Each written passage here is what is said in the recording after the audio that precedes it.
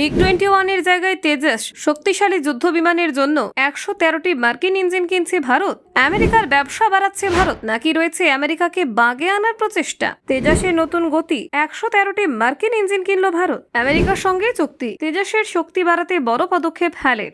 দেশীয় যুদ্ধ বিমানে মার্কিন সংস্থা জিই ইঞ্জিনে তেজস আরো ভয়ঙ্কর হতে চলেছে। তেজসের পাখায় মার্কিন বাতাস, 113 ইঞ্জিন চুক্তিতে চমক ভারত আমেরিকার। শুল্ক টানাপোড়েনের মাঝে বড় চুক্তি, তেজসের ইঞ্জিন আসছে আমেরিকা থেকে। মিগের যুগ শেষ, তেজসের উড়ান শুরু। জিই ইঞ্জিনে নতুন অধ্যায় ভারতীয় বায়ুসেনা। জিই এর সঙ্গে ঐতিহাসিক চুক্তি হয়ে গেল হ্যালের। দেশীয় প্রযুক্তিতে তৈরি তেজস পাবে মার্কিন শক্তি, চুক্তিতে উচ্ছ্বাস প্রতিরক্ষা মহলে। দেখুন, ভারতের দেশীয় প্রযুক্তিতে তৈরি তেজস যুদ্ধবিমান প্রকল্পে এবার বড় অগ্রগতি ঘটল। হিন্দুস্তান অ্যারোনটিক্স লিমিটেড 113টি মার্কিন F404 জিই IN-20 ইঞ্জিন কেনার জন্য জিই অ্যারোস্পেসের সঙ্গে একটি গুরুত্বপূর্ণ চুক্তি স্বাক্ষর করেছে। এই চুক্তি ভারতের প্রতিরক্ষা ক্ষেত্রে নতুন অধ্যায় সূচনা করবে বলে বিশেষজ্ঞদের মত। 7 নভেম্বর এই বড় মাপের প্রতিরক্ষা চুক্তি সম্পন্ন হয়েছে। আমেরিকা ও ভারতের মধ্যে শুল্ক এবং বাণিজ্য সংক্রান্ত টানাপোড়েন চলাকালীন এমন একটি চুক্তি হওয়া স্বাভাবিকভাবেই কূটনৈতিকভাবে তাৎপর্যপূর্ণ, কারণ এটি দুই দেশের মধ্যে প্রতিরক্ষার সহযোগিতা আরো মজবুত করবে। হিন্দুস্তান টাইমসের একটি প্রতিবেদনে বলা হয়েছে 2027 থেকে 2032 সালের মধ্যে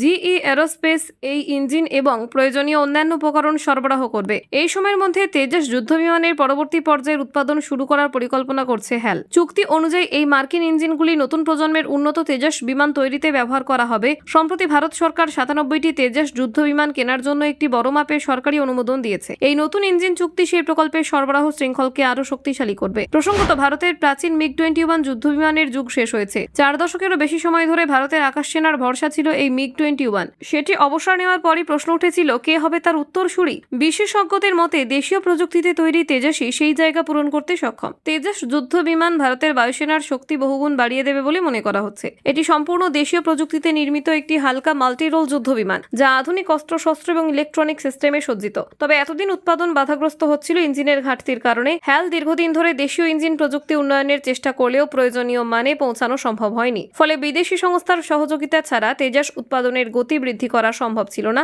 এবার জিই এর সঙ্গে এই চুক্তি সেই সমস্যার সমাধান করতে চলেছে। চুক্তি স্বাক্ষরের পটভূমিতেও রয়েছে কূটনৈতিক তাৎপর্য।